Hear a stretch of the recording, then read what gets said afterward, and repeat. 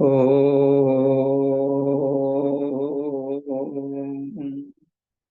विश्वानि देव सवितर्दूतानि परासुव यद्वदन्तन्नासुव।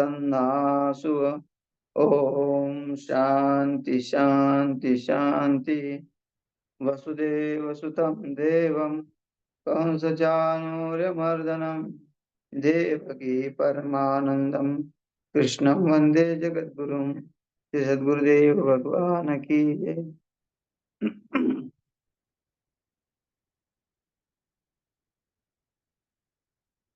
प्रस्तुत श्रीमद् भगवद गीता का 8वां अध्याय और श्लोक क्रमांक 27वां।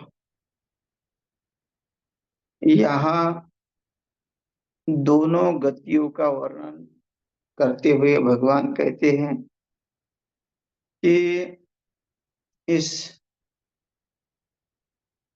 को देख के जो महापुरुष जो योगी होते हैं इसमें कभी मोहित नहीं होते। इस संसार को समझकर कि संसार की गति क्या है और मनुष्य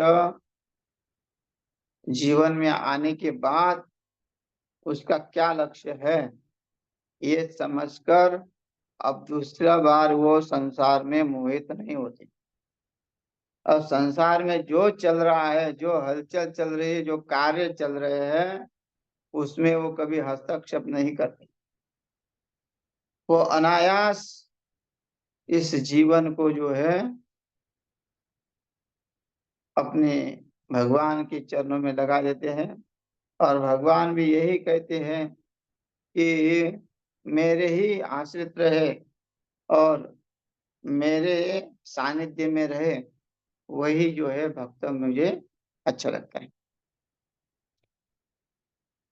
श्लोक कहते हैं, नैते श्रुति पार्थ जानन योगी मुह्यति कश्चन तस्मात् सर्वेषु कालेषु योग युक्तो भवार्जुन। हे अर्जुन, तुम भी योग युक्त हो जाओ, क्योंकि यहाँ दोनों को देख के एक शंका हो सकती है कि दोनों काल में जो योगी है वो योगी तो स्वयं सिद्ध है, फिर उसको क्या जरूरत पड़ी ये सब सुनने की। वो तो सब जानता है, लेकिन जब तक शरीर है तब तक शास्त्र कहता है श्रुति पार्थ जानन योगी, उसको जानना चाहिए, उसका चिंतन करना चाहिए, उसका स्मरण करना चाहिए जब तक शरीर है तब तक। वैसे तो सब ब्रह्म ही ब्रह्म है, हाँ? लेकिन घट है ना, घट का वो कहते हैं कि सब, वैसे तो परमात्मा ने सृष्टि बनाई है और परमात्मा ने सृष्टि बनाने के बाद सबका विधान भी किया हुआ है, अपने अपने कर्मों का सबका विधान है। वो अपने प्रारब्ध को बदल नहीं सकता, लेकिन ये सोचना पड़ेगा कि हमको वो गति प्राप्त हो और हम उसके लिए प्रयास करें। क्योंकि कैसा भी रहने के बाद भी दृष्टांत देते हैं कि जैसे घड़ा है,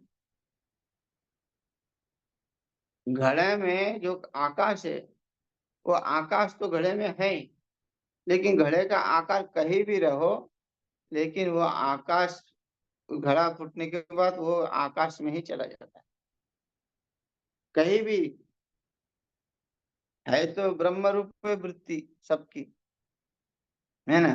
रज्जु है तो रज्जु में रज्जु ही रहेगी, भले ही सर्प की भ्रांति हो रही है लेकिन रज्जु में हमेशा रज्जु ही रहेगी।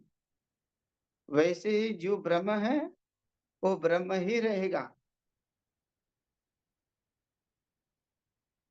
बोलते हैं कि जल में जो तरंग आते हैं वो तरंग भले ही जल को नहीं महसूस होते, दिखते हैं, लेकिन फिर भी वो जल ही रहेगा। तरंग उठते हुए देखेंगे, लेकिन तरंग जल से अलग नहीं है। तरंग भी जल के जो बुड़बुड़े होते हैं, जो ऊपर उठते हैं, वो जल से अलग दिखते हैं, लेकिन उसमें जल ही जल है। वैसे सब में ब्रह्म ही ब्रह्म है, सब ब्रह्म स्वरूपी है। केवल अपने आप को जानना पड़ेगा। इस ये जो संसार में कर्म है, उस कर्मों को जानना पड़ेगा। दक्षिणायन में जाने के लिए, दक्षिणायन में जो चला जाता है वो किस कारण चला जाता है, और जो उत्तरायण में जाता है वो किस कारण जाता है। अगर ये समझ में आ गया तो व्यक्ति अपने रास्ते पे बराबर आएगा, वो मार्ग नहीं भटकेगा। और जिसको रास्ता बराबर पता हो गया है, वो क्या रास्ता दूसरे को पूछेगा? जिसने पूरा अनुभव किया उस रास्ते का, वो रास्ते पे तो वो जाएगा ही जाएगा, इधर उधर भटकेगा नहीं।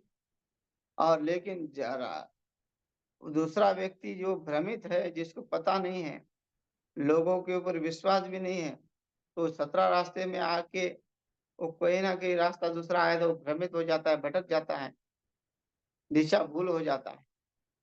तो वैसा निश्चय अगर होता है हमारे बुद्धि में, निश्चयात्मक बुद्धि अगर वो निश्चय करती है कि मैं ब्रह्म रूप हूँ, मैं ब्रह्म हूँ, ऐसा जिसने निश्चय किया है, तो उसके लिए फिर और कोई बाधा आती नहीं है। बाधा आने के बाद उसको उस बाधा का कोई लेने देन नहीं है, क्योंकि संसार की बाधा है। और संसार उसको पता चल गया है कि संसार तो मिथ्या है। जैसे स्वप्न में, स्वप्न पड़ता है, स्वप्न में बहुत सारी बाधाएं आती है, लेकिन जागृत होने के बाद उस स्वप्नों का याद करके वो सोचता है, उस स्वप्नों के लिए बोलता है ये स्वप्न मिथ्या है, उसका भय नष्ट हो जाता है।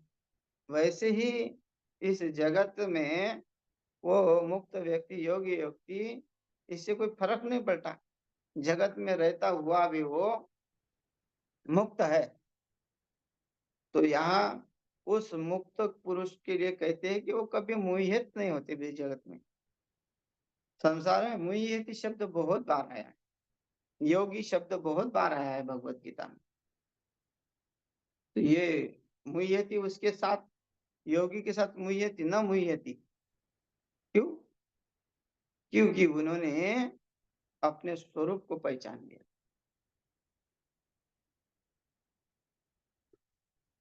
जल को, अगर समुद्र का भी जल हो और घड़े में जल है, लेकिन घड़े का जल जो है छोटा दिखता है, लेकिन है कहाँ का?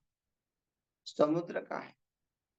घड़े में जो समुद्र में स्वाद है, समुद्र के पानी में, वही घड़े के पानी में स्वाद है, खाली उसका आकार बन गया है।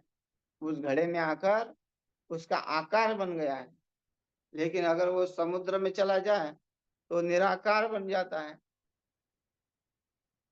फिर उसका कोई आकार नहीं रहता, एक रूप हो जाता है। वैसे जब घड़े का नाश हो जाता है तो जल भी निकल कर समुद्र को प्राप्त हो जाता है। तो वैसे ही जीव जो है वो ब्रह्म ही है।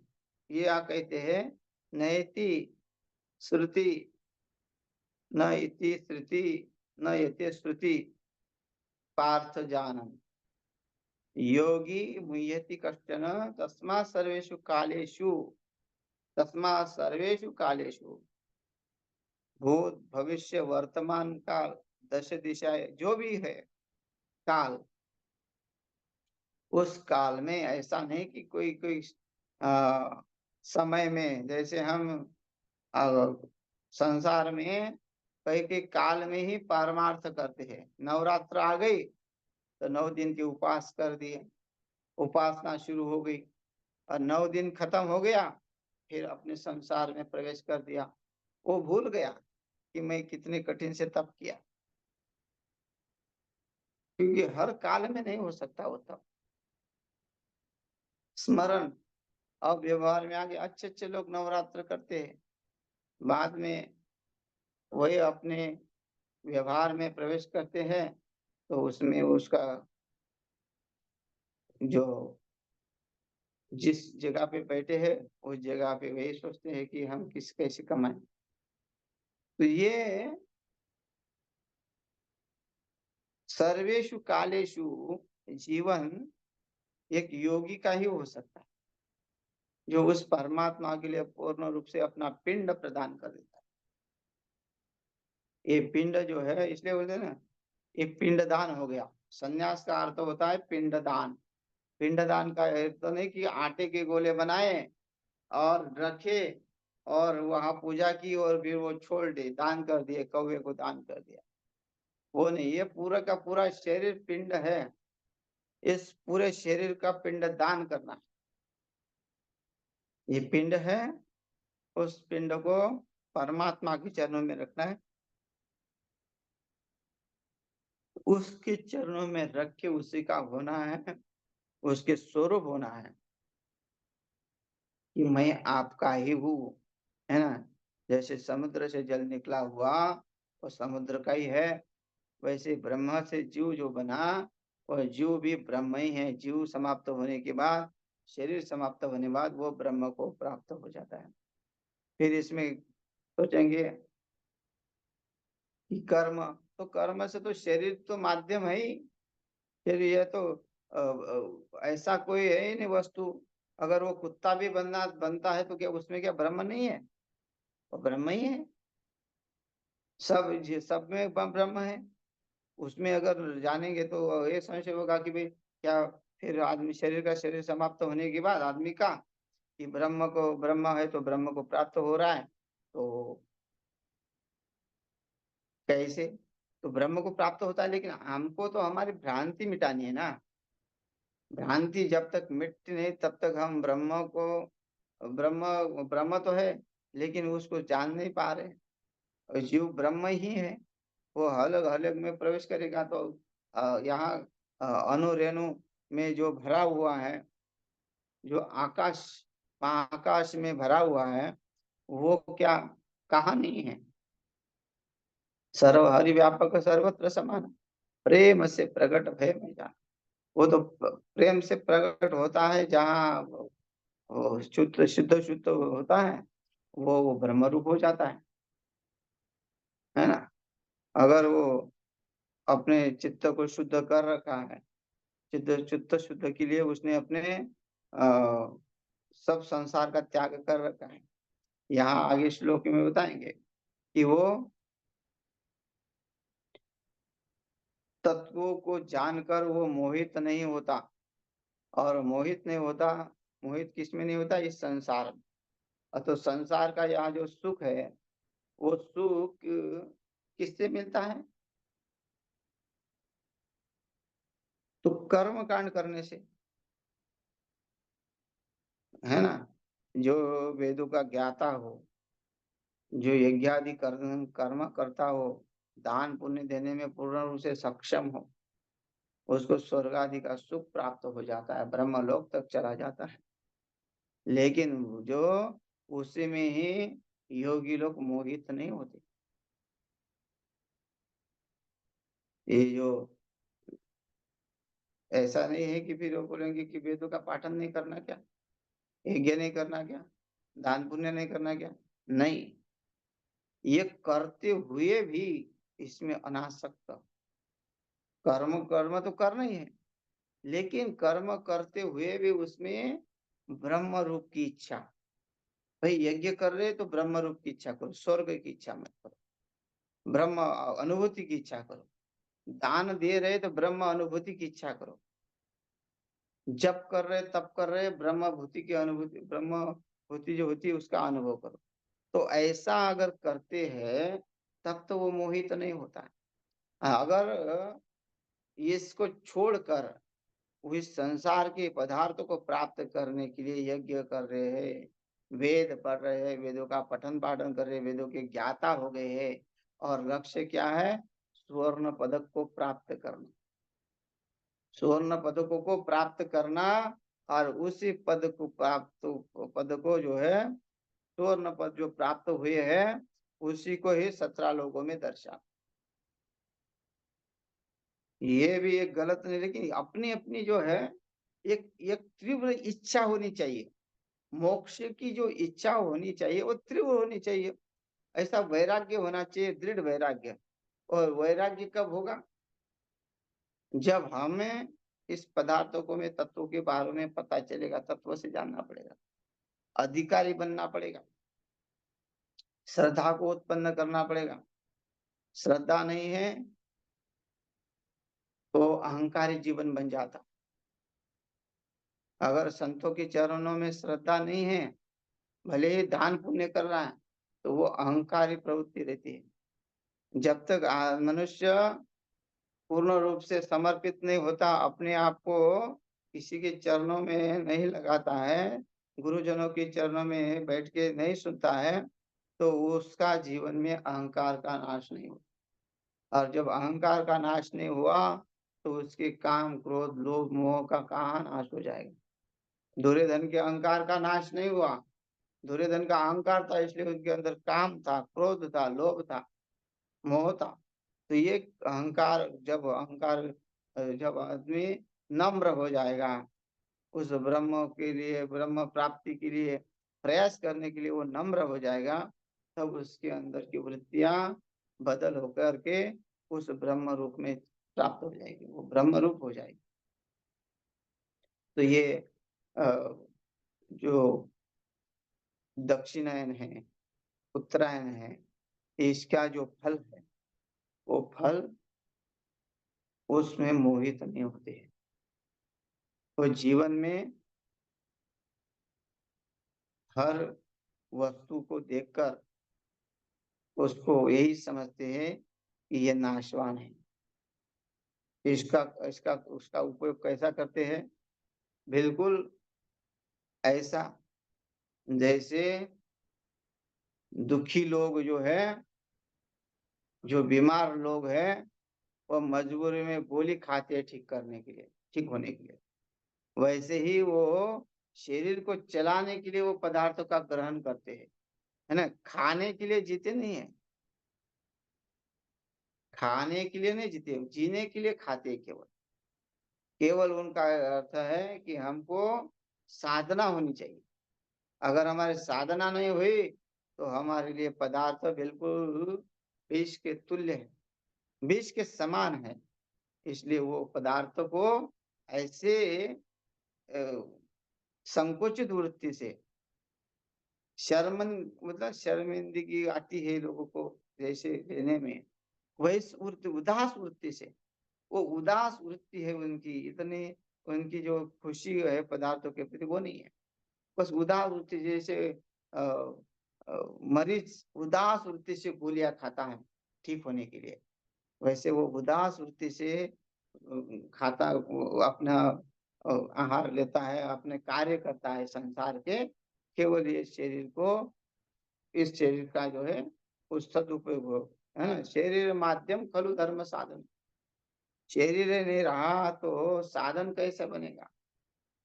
शरीर के माध्यम से ही साधन है। शरीर को भी इतना कष्ट नहीं देना चाहिए कि भाई उससे साधन ही नहीं हो, तुम्हारे साधना में बाधा ना आए। इसलिए कहते क्षणे क्षणे पंथा सुगता, धीरे धीरे धीरे अपने मार्ग के ऊपर चलो एकदम। अगर व्यक्ति को कोई 10 किलोमीटर जाना है, अगर वो सोचे कि मैं दौड़ के चले जाऊं, तो दौड़ के जाएगा तो थक जाएगा और निराश हो जाएगा, या फिर दम घुटने लगेगा उसका, सांस फूल जाएगी, और ये घंटे में जाने के बजाय वो 4 घंटे में चला जाएगा। क्यों? कि उसने जल्दबाजी की। लोग जल्दबाजी में जो है सब कुछ भूल जाते हैं। तो धीरे धीरे जो साधना में प्रवेश करना है, एक एक विषय को, अपने एक एक कमजोरियों को दूर करने के लिए प्रयत्न करना पड़ेगा। एक खट्टा हमने क्या किया, ऐसा आहार छोड़ दिया और फिर देखा कि भाई तुम्हारा पेट बिगड़ गया, तुम्हारा पेट साफ नहीं हो रहा है ना। कई लोगों की आदत है ना कि उसका कुछ खाने के बाद उनका पेट साफ नहीं होता। तो ऐसे विषयों को जो छोड़ना है तो एकदम नहीं छोड़ना, धीरे धीरे धीरे उसको इसको ऊपर उदास वृत्ति रख के छोड़ना है। जब उदास वृत्ति हो जाएगी तब वो अपने आप अलग हो जाएगा, मन से हट जाएंगे। तो यहाँ वही लोग जो है उसमें मोहित नहीं होते हैं।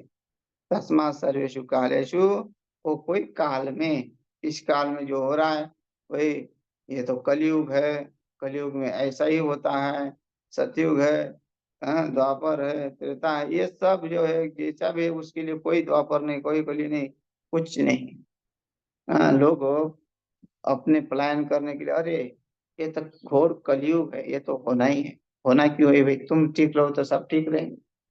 और तुम्हारी वृत्तियां बदल गई है तो वो तुमको कलयुग दिखेगा। कलयुग तो लोग बहाना बना रखे हैं, युग कलयुग है। लेकिन अगर हम अपने साधना में रहे तो कोई कोई हमारे लिए कोई कुछ नहीं है, सब शुभ कार्य है। तो यहाँ यही कहते हैं कि अब यहाँ कहते हैं कि वो लोग जो है वो सबका त्याग करते हैं, उसमें मोहित नहीं होते। वो किसका त्याग करते हैं अभी बता दिया।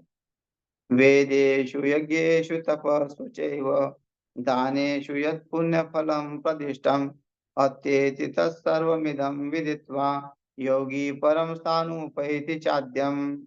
वो सनातन परम पद को प्राप्त होता है। हाँ, क्या? योगी परम स्थान उपैति चाद्यम। क्यों होता है? क्योंकि उसके जीवन में त्याग है। किस चीज का त्याग है? वो अहंकार का त्याग कर दिया, सकाम कर्मों का त्याग कर दिया। उसको पता चला कि ब्रह्म के सिवा और दूसरा कुछ नहीं है। उसने वेदों को पढ़ा, यज्ञ को किया, तप किया, दान किया, पुण्य को प्राप्त किया और स्वर्ग को प्राप्त हुआ। लेकिन उनको ये पता है कि ये ज्ञान से ही मुक्ति मिलती है, रीति ज्ञान मुक्ति। इसलिए ये सब जो है उसका त्याग कर दो।